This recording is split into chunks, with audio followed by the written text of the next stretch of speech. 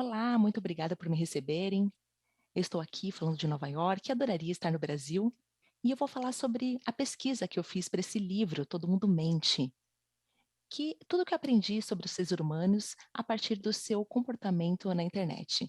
Mas eu vou começar com uma história que fala com a internet, mas tem a ver com os seres humanos. É uma história sobre cavalos. Este aqui é o American Pharoah. Eu não sei se vocês conhecem essa raça de cavalo, mas foi o primeiro cavalo a ganhar, em 37 anos, o maior prêmio da área de hipismo. E é um cavalo maravilhoso, único, e o American Pharoah, ele tinha 1 ano. E nessa época, ninguém achava que ele era um cavalo importante ou especial. Ninguém achava que ele era especial, com exceção de um cara, Jeff Sadler. E por que eu estou contando essa história? Por causa do poder dos dados, da análise de dados. Ele tinha 3 formações da Universidade de Harvard, esse cara. Ele tinha 26 anos e, e ele morava em Nova York. Um dia ele se olhou no espelho e ele estava de terno e gravata e ele falou: Olha, esse cara não sou eu, não é para eu morar em Nova York, eu não quero trabalhar num banco, eu estou vivendo a vida errada. Ele desistiu do seu trabalho, pediu a conta e se mudou para a Pensilvânia. Ele queria estar na área rural e queria estar perto de cavalos. E ele decidiu que o que ele queria fazer era ver se ele conseguia entender e prever o que faria um bom cavalo de corrida. E como que ele decidiu fazer? Ele começou a usar a análise de dados. E as pessoas podem se perguntar: olha, ele estava usando análise de dados mesmo? Isso faz muitos anos, muitos antes de que isso fosse um tópico quente do momento. Então ele começou a observar os dados e ver o que tem nos cavalos que podemos dizer que é um preditor de que ele vai ter sucesso. Então ele desistiu do seu trabalho no Citibank e ele fez muitas coisas para tentar entender o que faria ser um cavalo ter sucesso. Então ele começou a tentar. Ele era um cara meio excêntrico, ele fazia as coisas da sua própria jeito, ele tinha suas teorias. Algumas pessoas falariam que ele era maluco, eu diria que ele era um gênio, mas ele tinha ideias interessantes.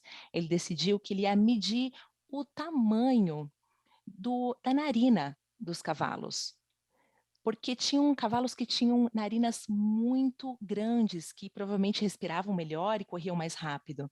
Então ele saiu ali do estábulo, pegou ali uma régua e começou a medir a largura das narinas dos cavalos.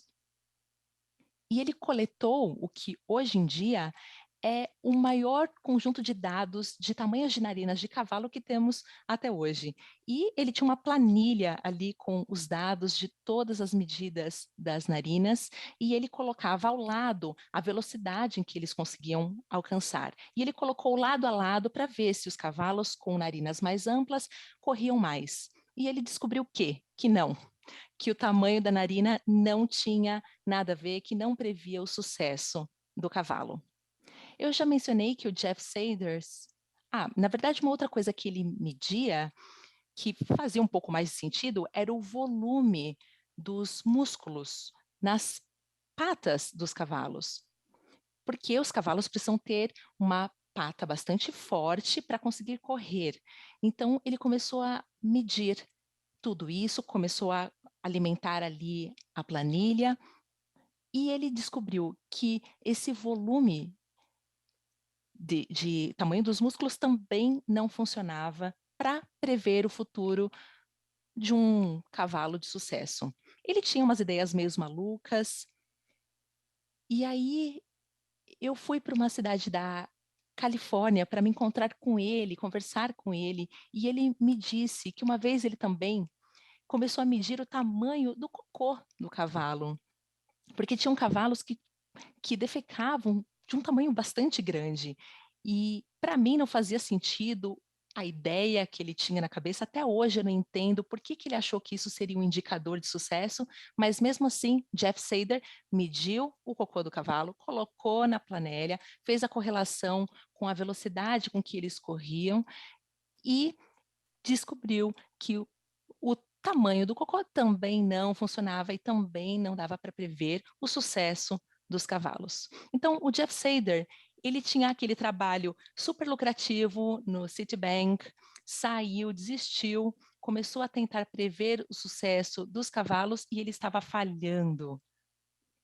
E ele estava perto ali de falir, ele estava passando por uns maus bocados, quando ele teve uma nova ideia, há muitos anos depois. Ele ia medir, então, o tamanho do coração dos cavalos. Então, ele começou a trabalhar com uma equipe médica para medir o tamanho das câmaras, dos ventrículos, dos corações dos cavalos, principalmente o esquerdo. Ele colocou isso na planilha, fez a correlação com a velocidade dos cavalos, com quanto dinheiro eles ganhavam, e ele descobriu que o tamanho do ventrículo esquerdo do cavalo funcionava. Ele previa sim o sucesso do cavalo. Os cavalos que tinham o ventrículo esquerdo maior era sim com maior probabilidade de ter sucesso. Então, esse foi o cavalo que, depois de 37 anos, teve destaque, foi o primeiro da sua geração, e o Jeff Sader foi a única pessoa no mundo que previu que esse cavalo seria um cavalo de corrida. E ele me falou que ele me mostrou ali o cartão, ele tinha o percentil de 56 da altura do cavalo. Ele era muito mais alto do que outros cavalos, ele tinha um peso de um percentil de 61, mas nada muito excepcional. E os pais, os avós, os irmãos, a pedigree do cavalo, ele queria ver se eles tinham também muito sucesso. E o percentil era de 70. Então, era isso que todo mundo sabia sobre esse cavalo. Mas o Jeff Sader, ele usou os dados que ele tinha do tamanho do ventrículo esquerdo do cavalo e ele descobriu que ele tinha um percentil de 99,61. Então, era um cavalo que tinha o maior ventrículo esquerdo que ele já tinha visto. Então, ninguém pôde prever, a não ser ele, que era um cavalo maravilhoso e ele venceu. E ele previu isso muito antes dele se tornar o maior cavalo de corrida da sua geração. O que podemos aprender com essa história, com o Jeff Sader e o sucesso dos cavalos? Tem algumas lições que eu aprendi dessa história e eu quero que vocês também compartilhem comigo. Sobre análise de dados. Conforme tudo se volta para dados, podemos falar sobre a experiência do Jeff Saders que vocês podem levar com vocês. Primeiro, o valor de um conjunto de dados, com frequência, não se trata do tamanho que ele é, mas da novidade que ele traz. O Jeff Sader, ele queria revolucionar na corrida e ele não conseguiu isso porque ele tinha um conjunto de dados maior do que todo mundo.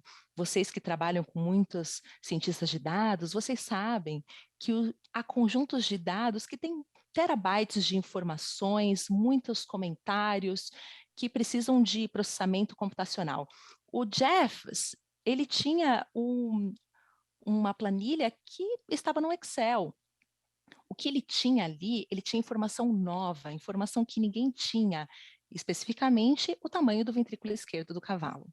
Número 2, os vencedores no mundo do Big Data, eles são empreendedores. Então, as pessoas que pensam no potencial de Data Science para melhorar no seu campo, estar à frente da concorrência, precisa utilizar um dado novo.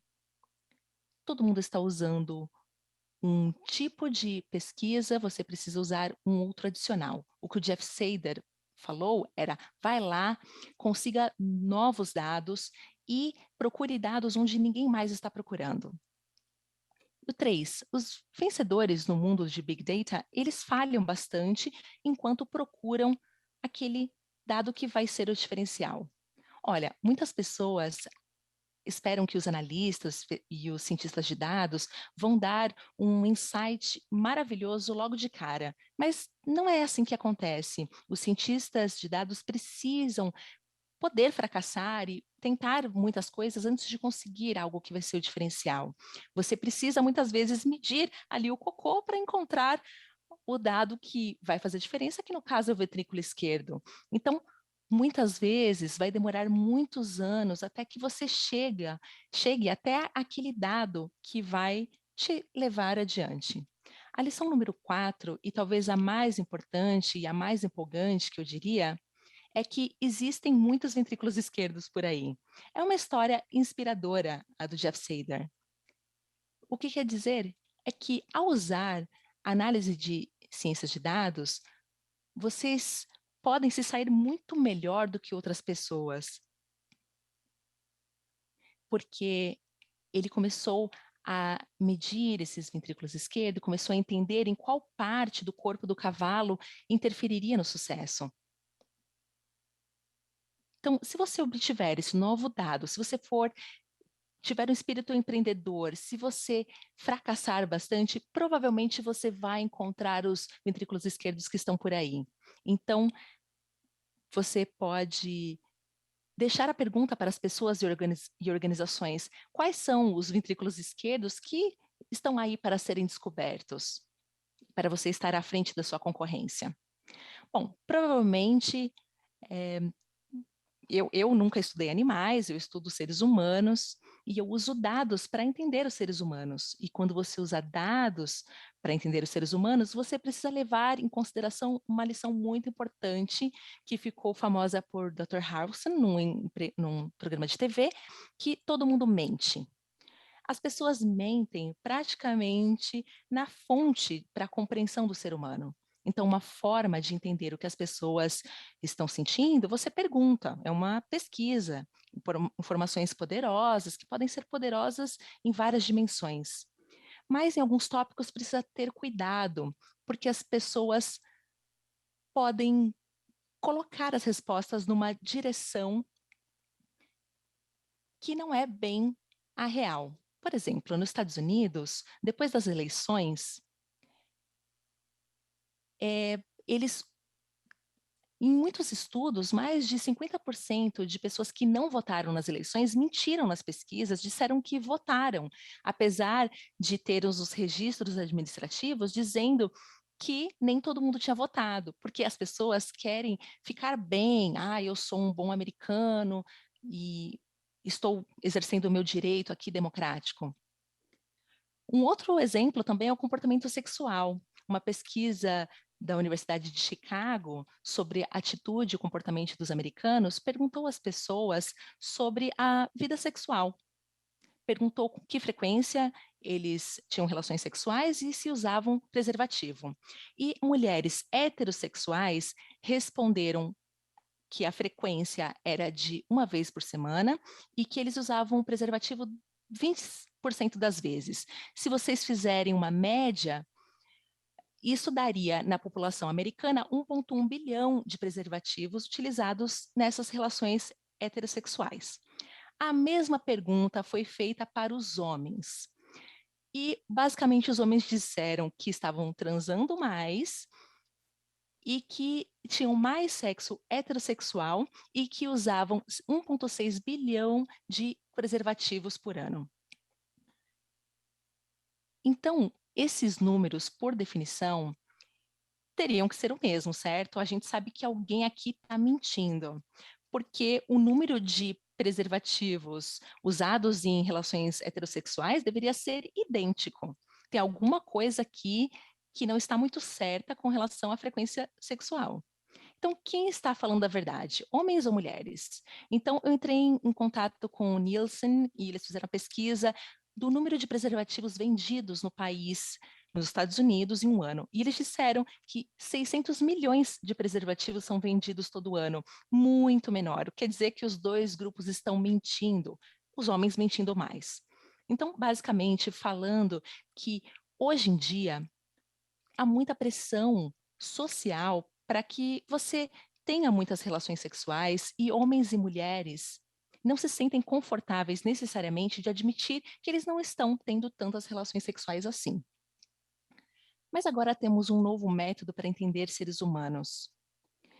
E isso, nós navegamos dados agregados anônimos de pesquisas na Google. Eu acho que eu passei 5 a 8 anos estudando dados de pesquisa na Google. E foi algo que realmente foi revolucionário, mudou muito o conjunto de dados, porque as pessoas são muito honestas na Google. Eles falam na Google coisas que eles não dizem, que eles não diriam para maridos, para mulheres, pais, filhas, irmãos, médicos. As pessoas pesquisam as coisas no Google e eu chamo a Google de o soro da verdade digital, porque o que as pessoas escrevem nessa caixinha faz com que as pessoas realmente estão pensando o que elas desejam e se abrem. Então, é não anônimo, é tudo protegido, e é assim, se você quiser entender a psique do ser humano, é assim que você vai procurar. Então, quando se analisa os dados de pesquisa do Google, você vê uma janela muito diferente dos seres humanos, bem diferente do que se vê nos dados de pesquisa. Então, por exemplo, mundialmente, historicamente, houve mais buscas por clima. Mesmo se você perguntar para as pessoas na pesquisa, 20% dos homens, às vezes mais das mulheres ainda, admitem estar pesquisando pornografia mais do que o tempo.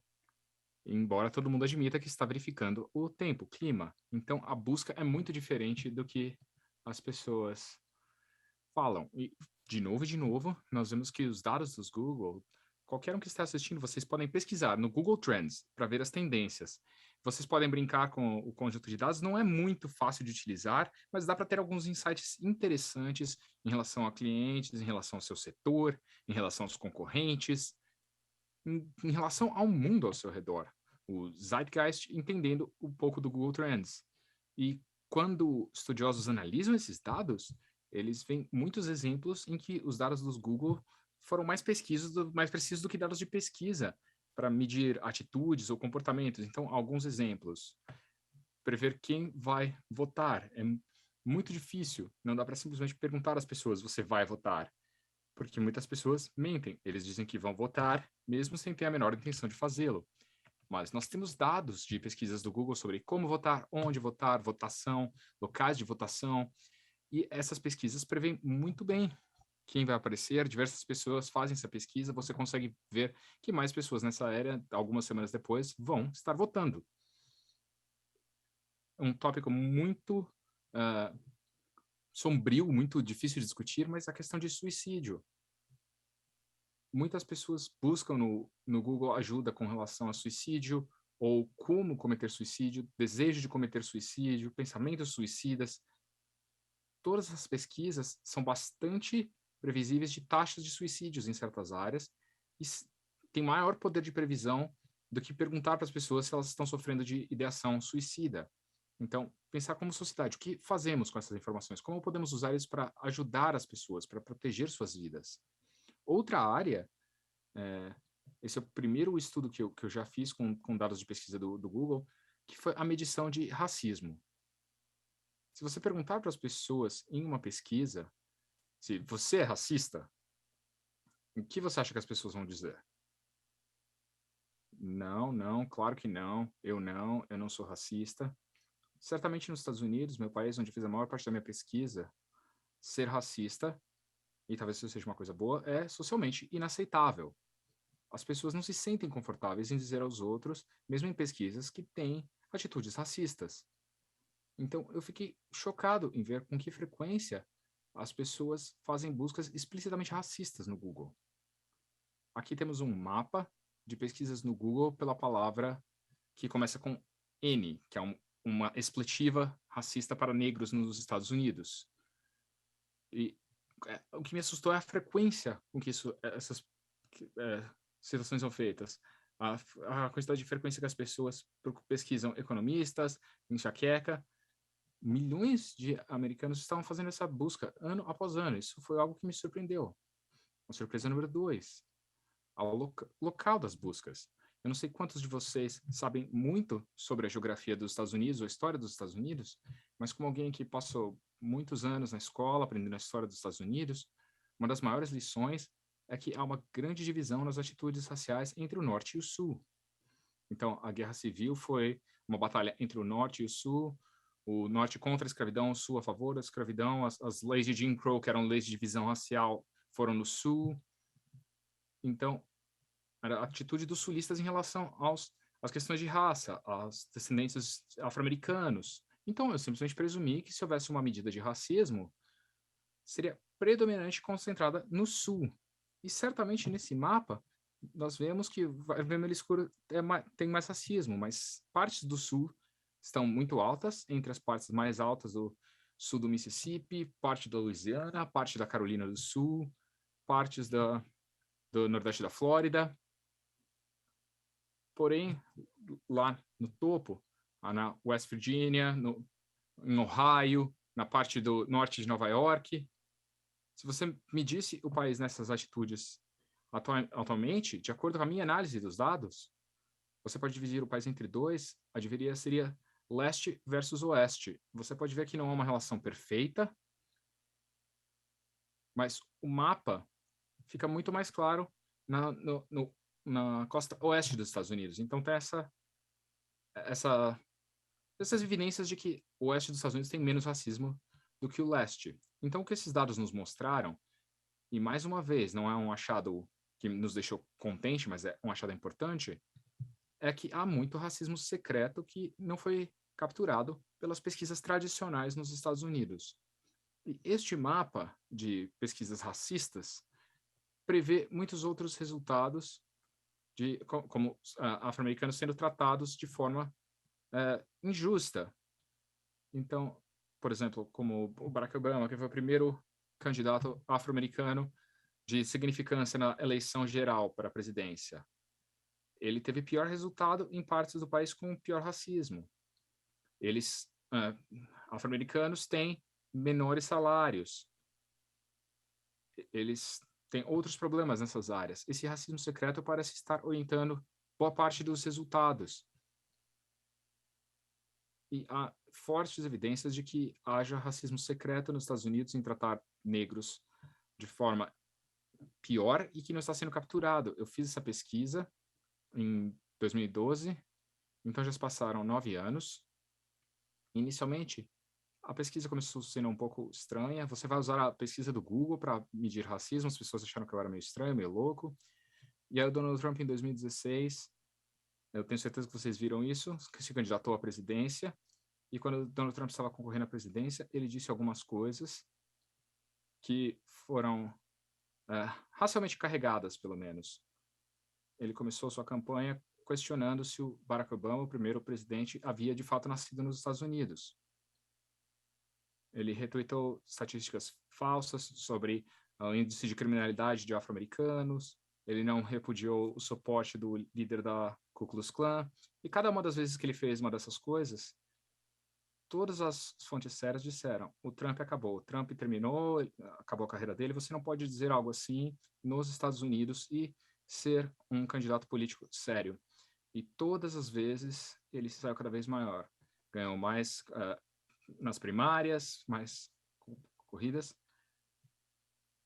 O Dave Brown sabia dessa pesquisa que eu havia feito, ele tinha dados sobre suporte em relação a Donald Trump, e ele me perguntou se essa medida estava correlacionada com como o Trump estava se saindo nas primárias.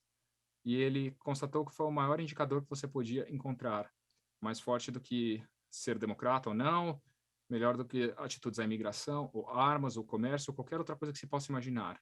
O maior preditor do Nate Silver, um jornalista de dados do portal 538, mostrou esse histórico de previsões. Eu não estou dizendo que todos que apoiaram Donald Trump são racistas.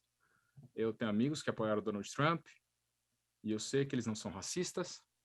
Isso posto, eu acho que o apoio inicial teve um grande auxílio de uma horda de racistas secretos dos Estados Unidos que realmente se preocuparam que os Estados Unidos havia se tornado o primeiro presidente negro dos Estados Unidos.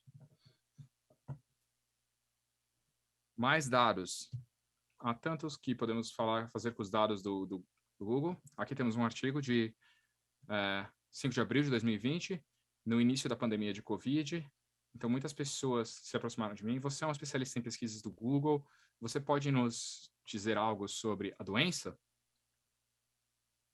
E, inicialmente, eu disse, eu não sei, eu não sou epidemiólogo, eu não sou especialista em saúde.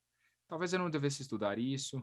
Mas havia tanta incerteza nesse período que eu pensei, eu tenho essa expertise, eu estou estudando os dados há vários anos, deixa eu ver o que eu consigo observar, publicar meus achados e deixar as pessoas que têm mais expertise, os epidemiólogos e profissionais médicos, eles podem levar esses tópicos ainda mais adiante.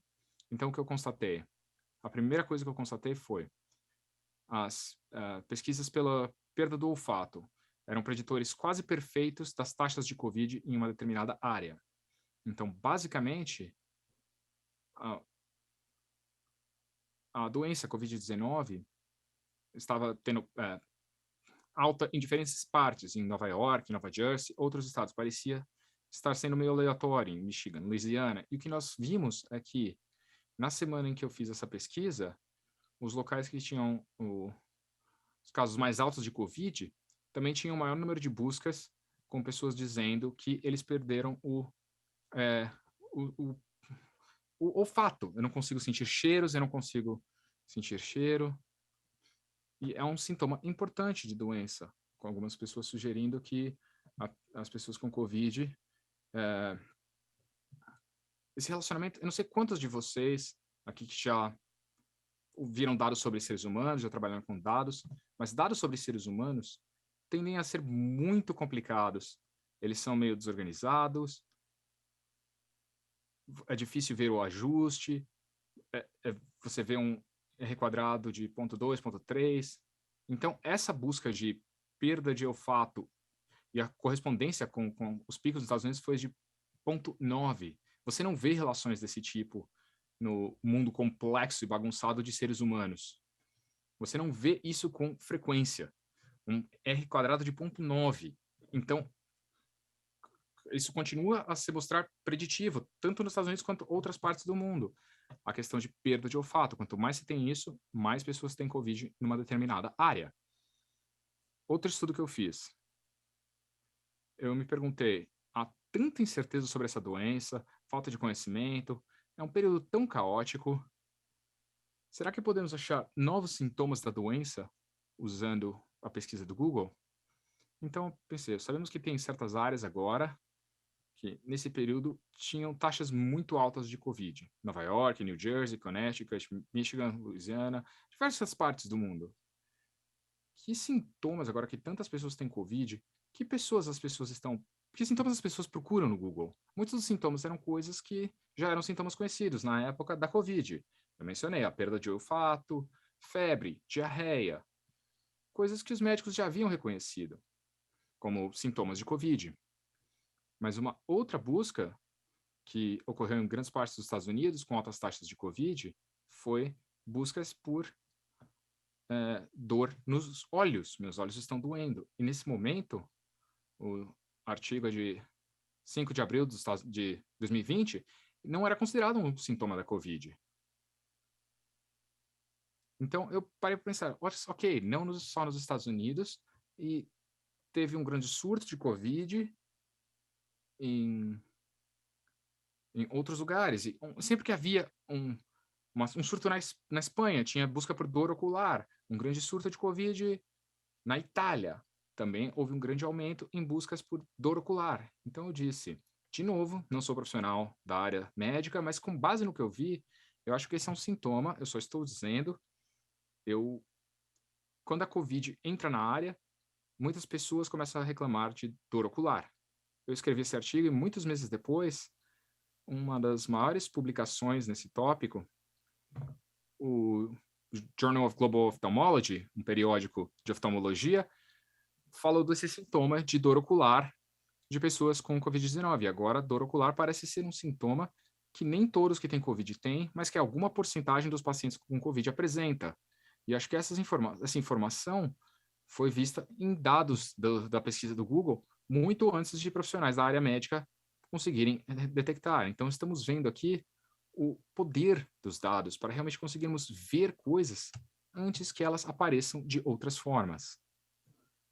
Então, ok. Então, esses são os dados da pesquisa do Google.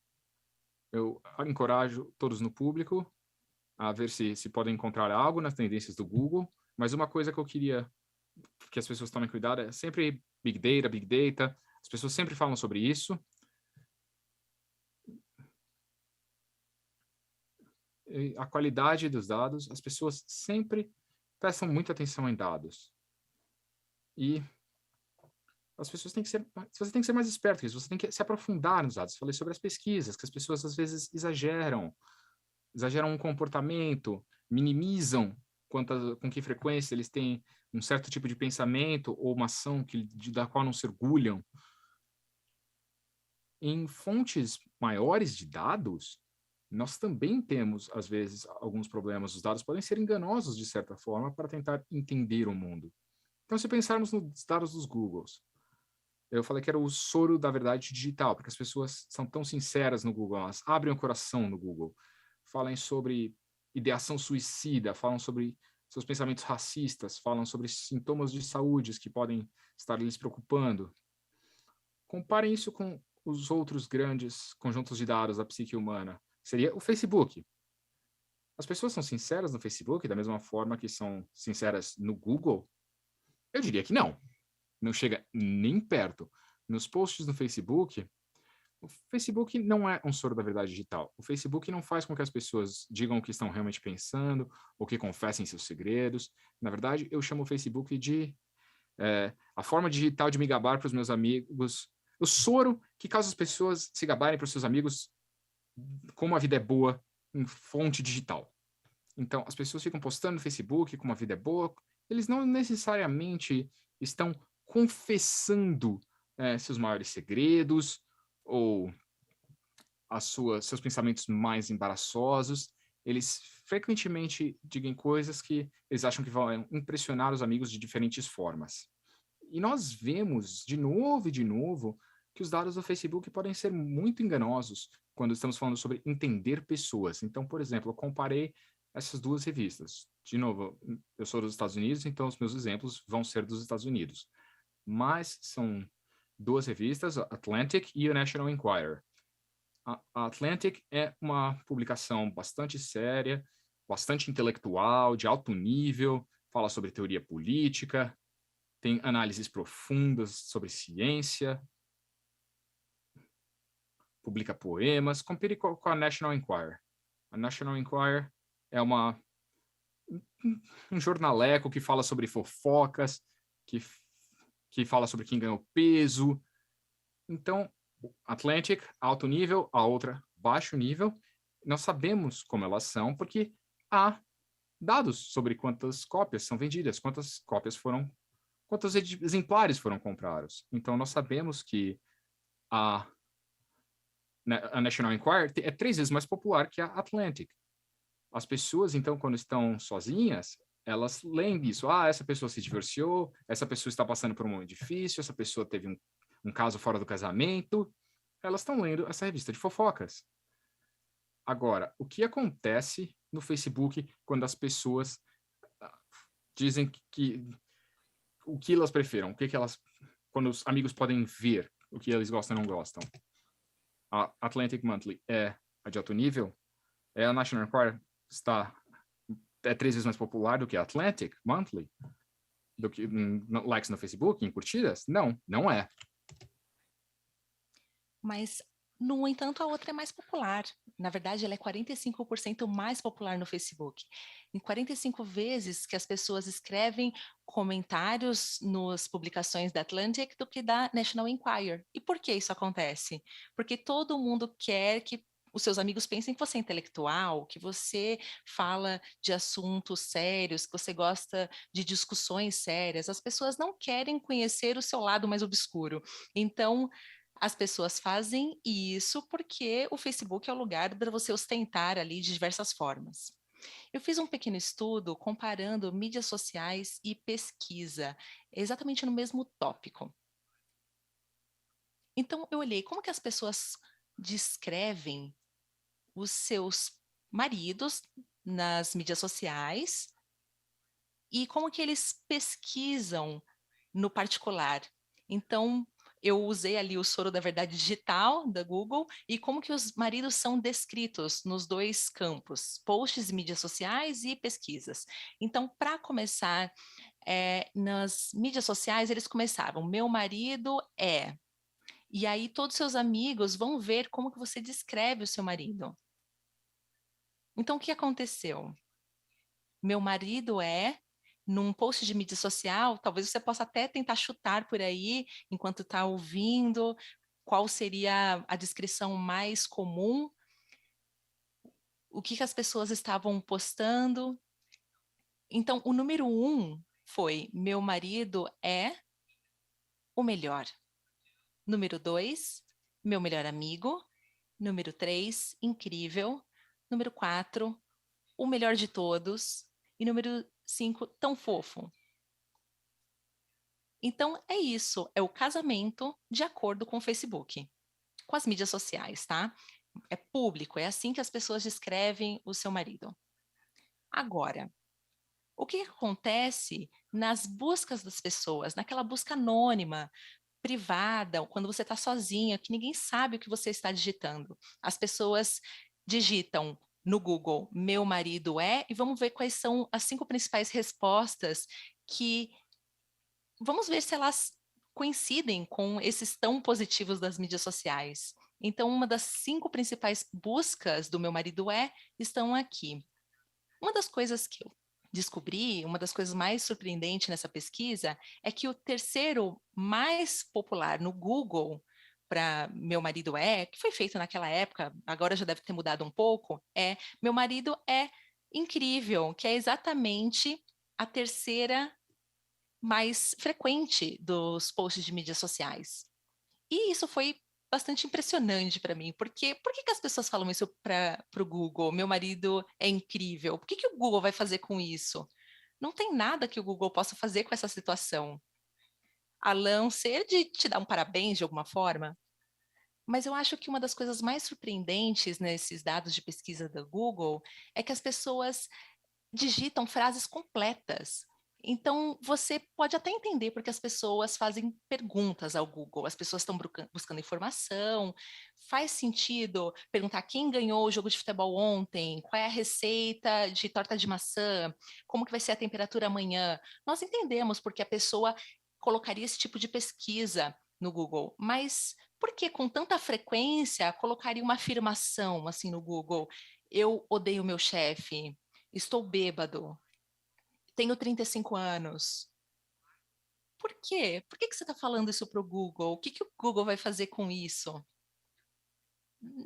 Não dá, não tem nenhuma pergunta embutida, é só uma frase, uma afirmação. Mas acreditamos que as pessoas estão tão acostumadas a contar os seus segredos para o Google, como, por exemplo, o seu gosto por vídeos pornô, sua saúde física, que eles precisam, assim, desabafar com o Google e acabam digitando nessa caixinha da mesma forma que eles digitariam para fazer aquela parte confessional, algo que conforte,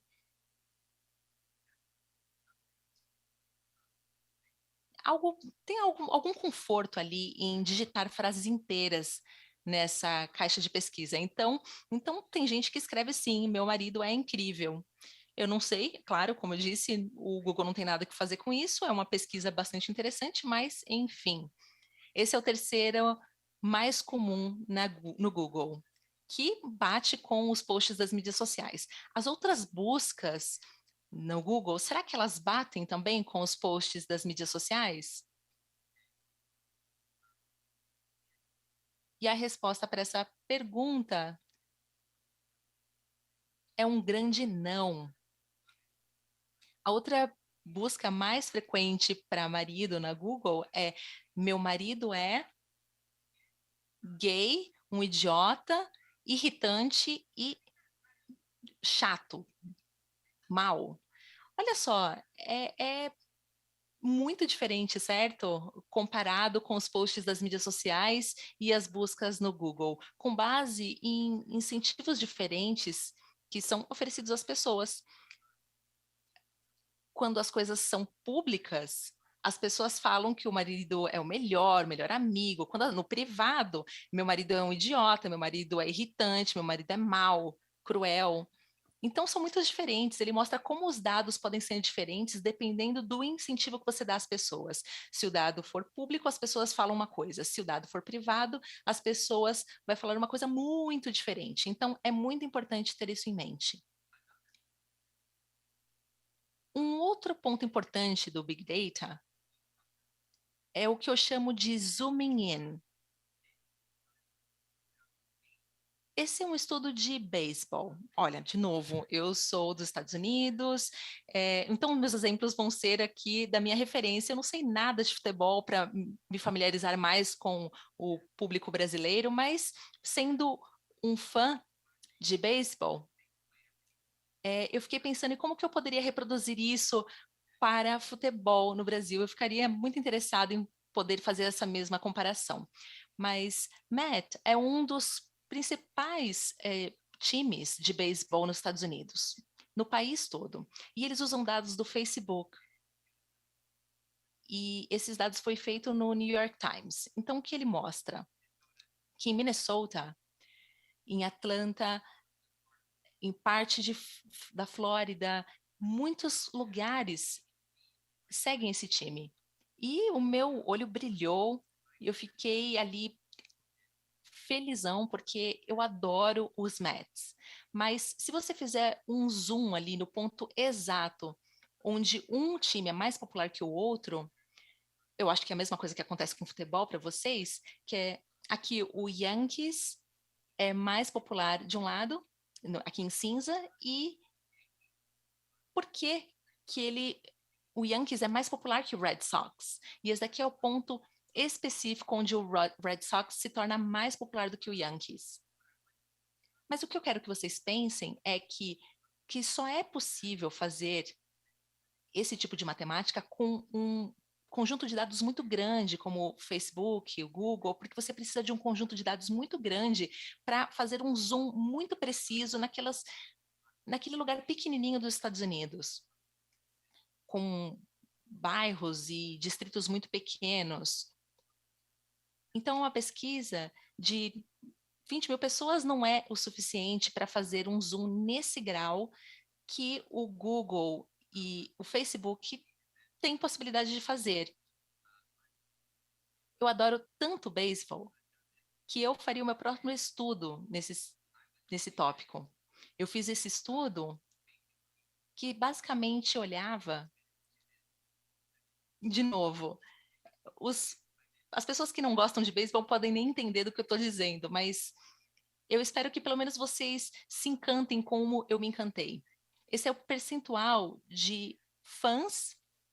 Tem dois times principais, o Mets e o Yankees. E esse aqui é o percentual de torcedores de cada uma dos times e as idades deles. E que você pode ver que o gráfico sobe e desce várias vezes. E o que acontece aqui? Por que que o Met é mais popular entre os homens que nasceram na década de 60? Bom, os Mets venceram duas séries mundiais, uma em 69 e outra em 86. Então, os meninos tinham cerca de 8 anos quando o Mets venceu esse torneio. Então, eles ainda se mantêm torcedores da equipe e não do Yankees, porque eles venceram naquela época. E isso fiz com todos os times de beisebol. E dá para ver aqui que em todas as idades, a popularidade de um time, um time tem uma popularidade maior entre meninos entre 5 e 15 anos, e esse aumenta maior com meninos com mais de 8 anos. Então, uma equipe vence um campeonato, quando os meninos têm 8 anos. Os meninos daquela idade, eles têm maior probabilidade, 80% mais probabilidade de ser torcedor daquela equipe por toda a vida. Então, esse é como faz para imprimir esse amor por uma equipe, por um time. Então, eu imagino que em futebol, aí no Brasil, deve ser muito parecido. Independente do esporte que vocês estejam falando, quem venceu quando você tinha 8 anos, 10 anos, 11 anos? Será que isso influenciou o time para o qual você torce? Será que você ainda torce para esse time? Para o mesmo time, mesmo muitos anos depois? Eu achei muito legal ver esses dados. E, de novo, fazendo esse zoom in, isso só é possível fazer com dados muito grandes. Tem mais um tópico que eu quero mencionar, e é um outro tópico bastante difícil, mas ele tem um lado positivo. Então, eu já falei de estudos até agora e que eles estavam documentando problemas na sociedade, que há muito racismo na sociedade, há ideação suicida, há problemas de saúde, Covid, e é legal entender esses problemas, mas o ponto da análise de dados não é só saber as coisas, mas tomar decisões com base nisso, mudar comportamento, atitude, melhorar o mundo, melhorar os negócios. E eu acho que os dados podem, de fato, podem contribuir nessa dimensão. E eu quero contar uma história para exemplificar, que é uma história sobre o ódio contra americanos muçulmanos.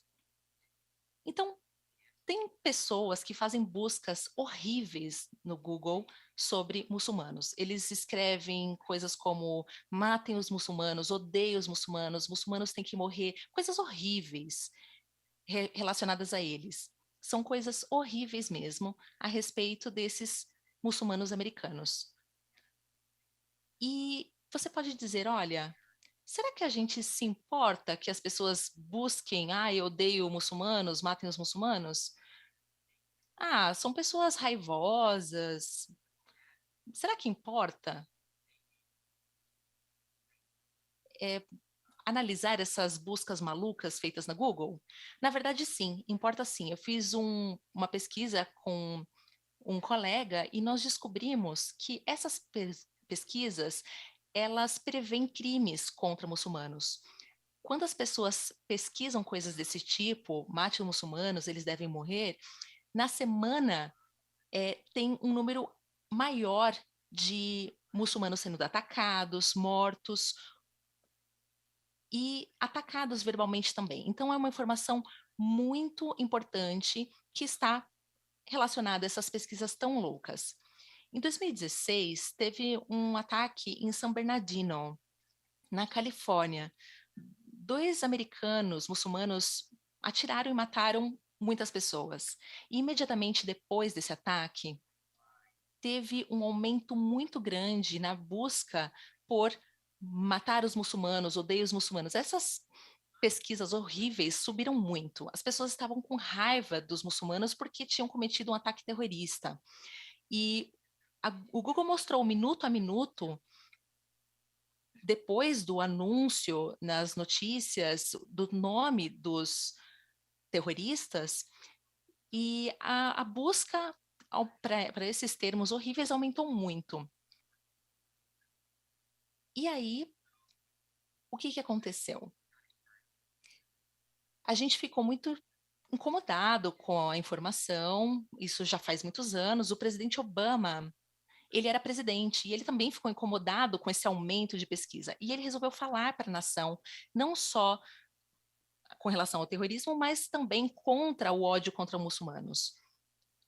E o Barack Obama falou sobre a importância de combater o ódio, de não alimentar o ódio. E ele falou que era nossa responsabilidade amar os nossos vizinhos, amar os muçulmanos, respeitar religiões diferentes. Foi uma, sabe, do estilo Obama, muito convincente, muito poderoso, muito empático, muito articulado. Foi muito emocionante o discurso que ele fez. E aí nós observamos os dados minuto a minuto e queríamos saber o que estava acontecendo com as pesquisas depois desse discurso. Então, o Obama fez o discurso, o que ia acontecer aqui com aquelas pesquisas horrorosas no Google? E nós descobrimos que essas buscas horrorosas sobre os muçulmanos não caíram, não se mantiveram igual, elas subiram. Então, conforme Obama falava sobre a responsabilidade de amar os muçulmanos, de não julgar as pessoas com base na religião, aceitar as pessoas no seu país de outra religião, mais pessoas entravam no Google colocando muito ódio nas pesquisas do Google. Então, ficamos, claro, muito decepcionados, porque um homem com boa intenção, com um discurso muito bem intencionado, estava dando esse tipo de resultado.